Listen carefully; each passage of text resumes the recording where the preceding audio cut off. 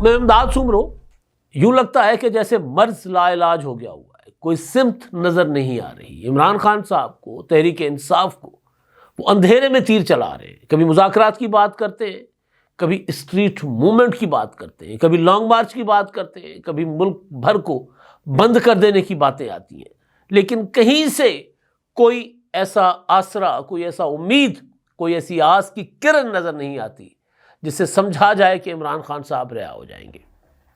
تحریک انصاف کے سیاسی ذہن رکھنے والے لوگ یہ سمجھتے ہیں کہ عمران خان صاحب کی رہائی جو ہے وہ مذاکرات کے ذریعے ہوگی، لیکن غیر سیاسی اپروچ یا ہٹ دھرم اپروچ رکھنے والے کہتے ہیں کہ عمران خان صاحب کو تحریک کے ذریعے رہا کروایا جائے گا۔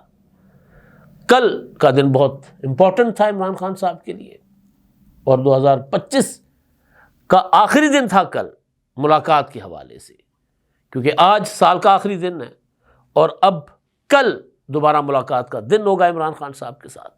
تو کل ملاقات نہیں کروائے گی عمران خان صاحب کی بہنوں کی عمران خان صاحب کے ساتھ، اور وہ بہنیں وہاں دھرنا دے کر بیٹھ گئیں۔ کل میں سارا یہ جو واقعات ہو رہے تھے اس میں سوچ رہا تھا کہ عمران خان صاحب جو ہر گزرتے دن کے ساتھ مزید کمزور ہو رہے ہیں، پولیٹیکلی میں بات کر رہا ہوں، عوامی مقبولیت اپنی جگہ، میری دوستوں کے ساتھ بحث ہوتی ہے کہ وہ عمران خان صاحب کے پاس ہے، لیکن وہ عوامی مقبولیت کو یوٹیلائز اور مٹیریلائز نہیں کر پا رہے۔ ان کے پاس کوئی ایسی قیادت نہیں ہے عمران خان صاحب کے بعد جو عوامی مقبولیت کو استعمال کرتے ہوئے عمران خان صاحب کے لیے حکومت پر، اسٹیبلشمنٹ پر دباؤ بڑھا سکے۔ کوئی پارٹی نہیں ہے، نام کو تحریک انصاف ہے لیکن تحریک انصاف کا کوئی وجود نہیں ہے پاکستان میں اس وقت۔ ووٹ بینک ضرور ہے، پارٹی، تنظیم، وہ جو آرگنائزیشن جس کو کہتے ہیں وہ نہیں ہے، نظم و ضبط نہیں ہے۔ تو لہٰذا انجام یہ ہو رہا ہے کہ ہر گزرتا دن عمران خان صاحب کے لیے بد سے بدتر ثابت ہو رہا ہے۔ اسی سال 2025 میں عمران خان صاحب کو 2 بڑی سزائیں، ایک توشہ خانہ القادر میں ہوئی 31 جنوری کو، اور 20 یعنی سال کے پہلے مہینے کے آخری دنوں میں ایک سزا ہوئی عمران خان اور بشریٰ بی بی صاحبہ کو، اور سال کے آخری مہینے میں 20 دسمبر کو توشہ خانہ 2 میں سزا ہوئی، 17 سال، اس سے پہلے 14 سال سزا۔ اور کسی پولیٹیکل لیڈر کو جس کے پاس اتنی زیادہ عوامی مقبولیت کا دعویٰ ہو تو اس کے لیے کوئی ایک بندہ سڑک پر نہ آئے سزا کے دن، سزا سنائے جانے کے خلاف، والنٹیئرلی کوئی احتجاج نہ ہو۔ بڑا صوبہ جو میٹر کرتا ہے پاکستان کی سیاست کے اوپر، جو اثر انداز ہوتا ہے، جہاں سے جو فیصلہ کن کردار جس صوبے کا ہوتا ہے، اس صوبے میں قیادت نام کی کوئی چیز نہیں ہے، اور خیبر پختونخوا سے سہیل آفریدی صاحب کو بھیجنا پڑتا ہے کہ جا کر لاہور میں اسٹریٹ موومنٹ کا آغاز کرو۔ عمران خان صاحب نے 2022 سے تحریک کا آغاز کر رکھا ہوا، اور تحریک کا مقصد کیا تھا کہ کسی طرح عاصم منیر کو آرمی چیف بننے نہ دیا جائے، لیکن وہ اس میں تو ناکام ہوئے۔ لیکن یہ سال جو جس کا آج آخری دن ہے، اس سال نے عمران خان صاحب کا تو سوا ستیاناش کر دیا، لیکن عاصم منیر پاکستان ہی نہیں عالمی سطح پر ان کا ڈنکا بجا۔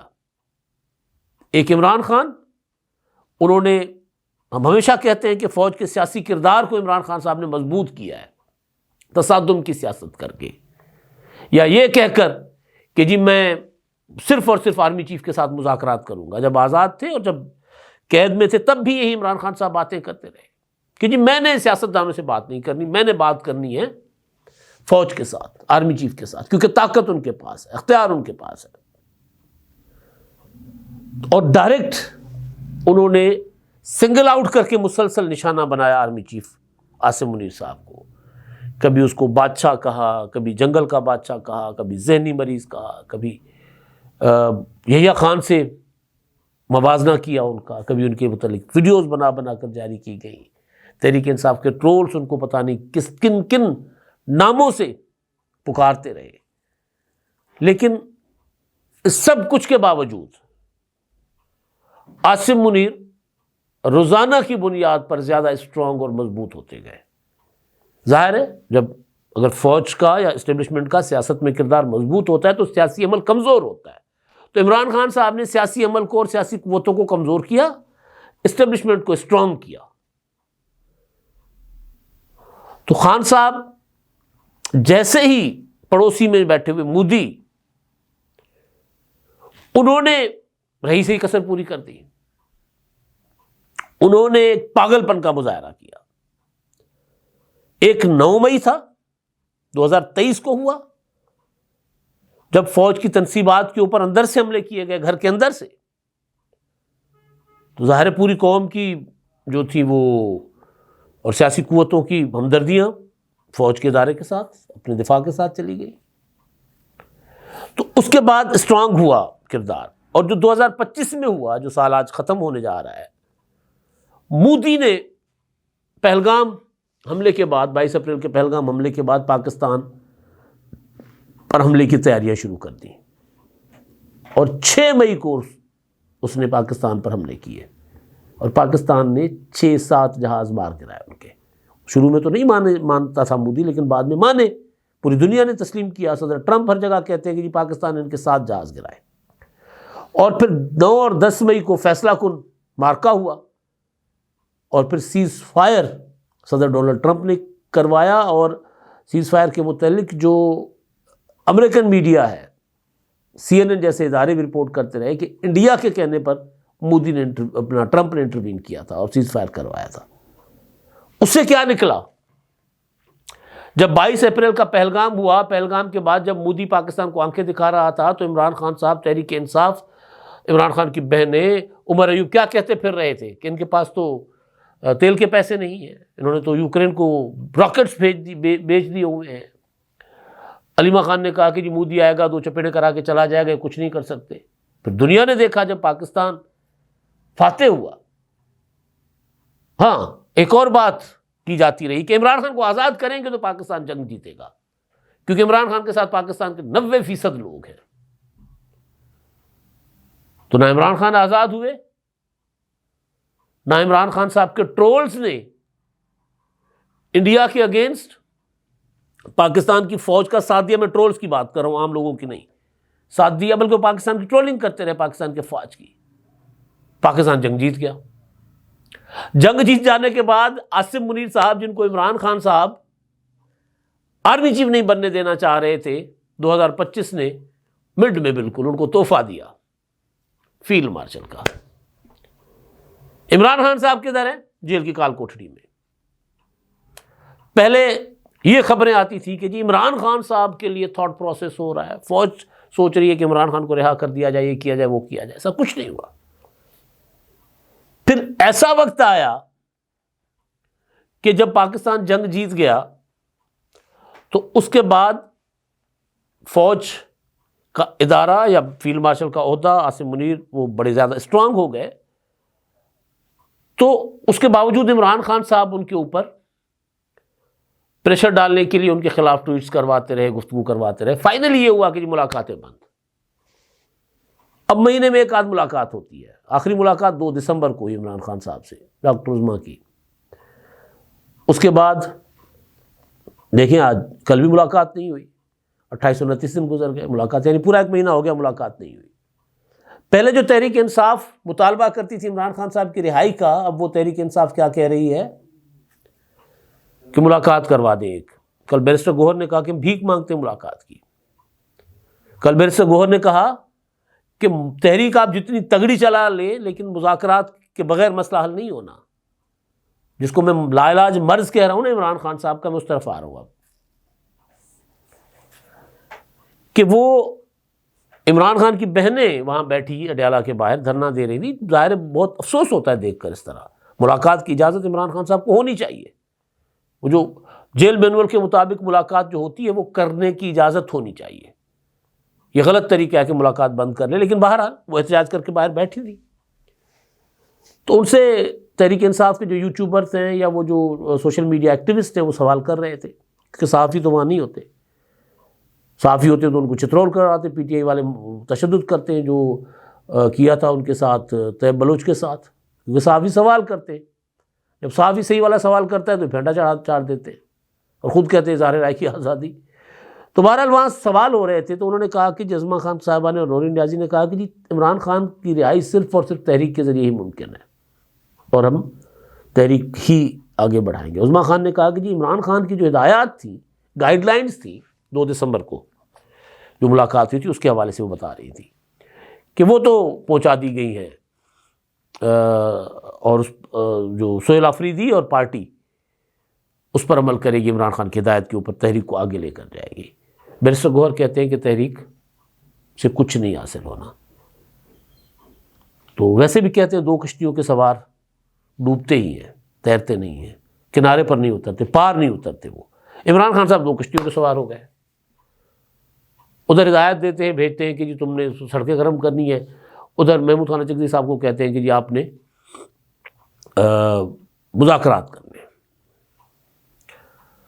تو میں جو گزارش کر رہا تھا سال کے آخری دن کے حوالے سے وہ یہ کہ جن شخصیت کے خلاف عمران خان صاحب نے اپنا سارا کچھ داؤ پہ لگا دیا کہ یار ان کو کسی طرح میں نے آرمی چیف نہیں بننے دینا، انڈیا کے خلاف جنگ جیتے ہیں تب بھی بدنام کرنا ہے،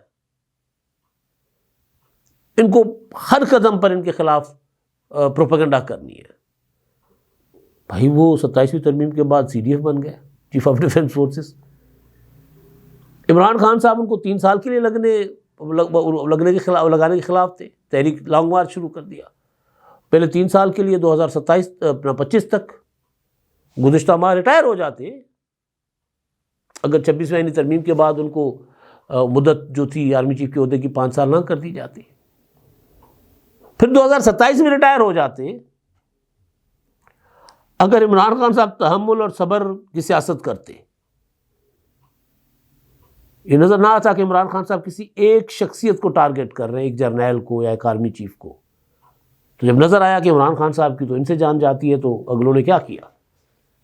اگلوں نے کہا چلو جی نومبر سے دوبارہ گنتی شروع، سی ڈی ایف 5 سال کے لیے 2030 تک چلے گئے فیلڈ مارشل عاصم منیر صاحب بطور چیف آف ڈیفنس فورسز اور آرمی چیف، عمران خان صاحب کے ذریعے کال کوٹری میں۔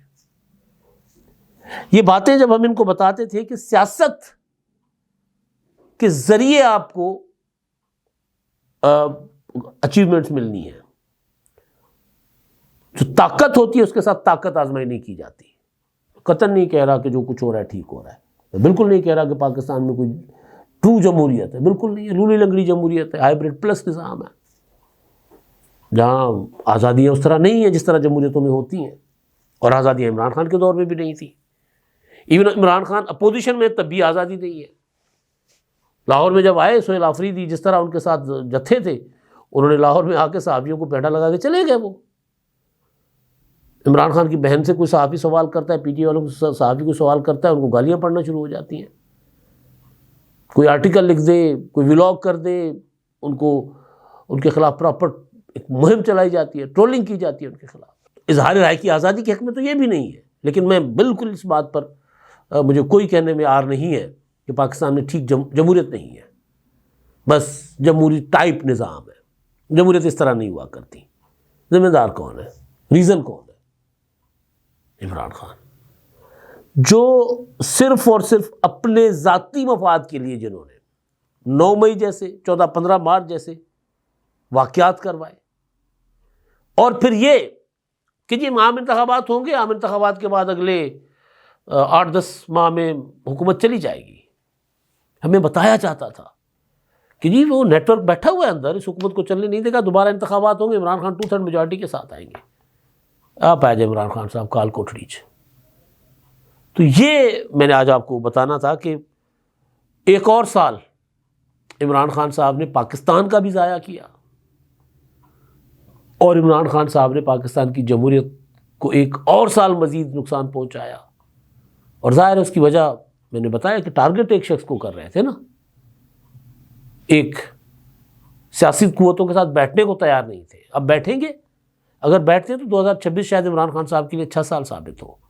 بیٹھیں گے اگر سیاسی قوتوں کے ساتھ، نہیں بیٹھیں گے تو پھر بے شک وہ 2030 تک سیاسی قوتوں کے ساتھ نہ بیٹھے تو اندر ہی بیٹھے رہیں گے، چاہے کتنی بڑی تبدیلیاں آ جائیں۔ عمران خان صاحب کے لیے پھر کچھ نہیں سامنے آنے والا، یعنی ان کے حق میں کچھ نہیں ہونے والا۔ لوگ نکل نہیں رہے، سیاسی حکمت عملی ان سے کوئی پن نہیں رہی۔ 2025 گیا، 2026 آ رہا ہے۔ 2026 میں اگر یہ عقل اور مت کو ہاتھ لگائیں تو شاید بہتری کے کوئی امکانات ہوں، ورنہ وہ بھی نہیں ہوں گے، کیونکہ اب تو ونڈر بوائے کی باتیں ہو رہی ہیں۔ اب تک کے لیے اتنا ہی، اللہ حافظ۔